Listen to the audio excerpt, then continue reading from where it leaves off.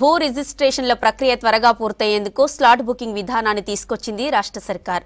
రాష్ట్ర వ్యాప్తంగా sub registrar కార్యాలయాలను ఆధునీకరిస్తూ చర్యలు చేపట్టింది. మొత్తం 144 సబ్ రిజిస్ట్రార్ కార్యాలయాలుండగా పైలట్ విధానంలో 22 సబ్ రిజిస్ట్రార్ ఆఫీసులను అధికారులు ఎంపిక చేశారు. ఇక ఉమ్మడి కరీంనగర్ జిల్లాలోని జగిత్యాల, పెద్దపల్లి జిల్లా రామగుండం సబ్ రిజిస్ట్రార్ కార్యాలయాలలో ప్రయోగాత్మకంగా ప్రారంభించారు.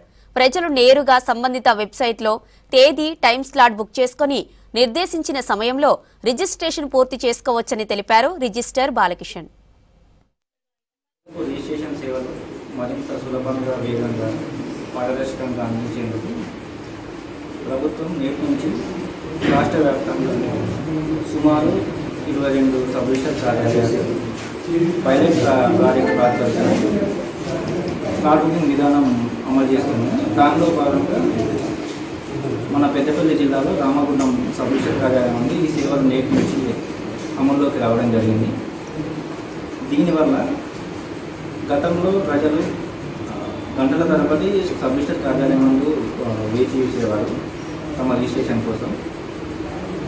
ప్రస్తుతం ఈ స్లాట్ బుకింగ్ విధానంలో ప్రజలకు నిర్ణీత సమయం వాళ్ళకు స్లాట్ కేటాయించబడుతుంది. దాని ప్రకారం వాళ్ళకి కేటాయించిన సమయంలో వాళ్ళు వచ్చినట్లయితే కేవలం 10 నిమిషాల్లోనే రిజిస్ట్రేషన్ సేవ జరిగి వాళ్ళకు అదే రోజు డాక్యుమెంట్ రిటర్న్ ఇచ్చేసి రిజిస్ట్రేషన్ పూర్తి కావడం జరుగుతుంది. మన కార్యాలయంలో రోజుకు 48 స్లాట్లు అందుబాటులో ఉంటాయి.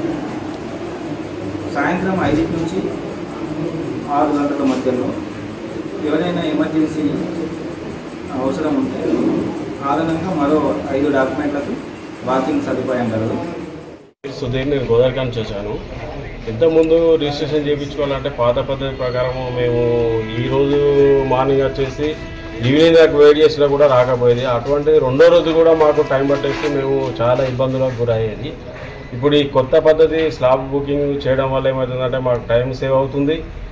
మాకు ఇంకోటి ఏంటంటే ఏదైనా కూడా టైంకి వచ్చేసి మేము బుకింగ్ ప్రకారం, స్లాబ్ బుకింగ్ ప్రకారం టైంకి వచ్చేసి మేము రిజిస్ట్రేషన్లో 10 నిమిషాలు పావుగంటలో అయిపోతుంది. దీని ద్వారా ఏమైందంటే ప్రభుత్వానికి స్లాబ్ సిస్టమ్ చేసినందుకు ప్రభుత్వానికి ధన్యవాదాలు. ఇంకోటి ఏంటంటే ఈ స్లాబ్ బుకింగ్ ఫస్ట్ టైం నాకు చాలా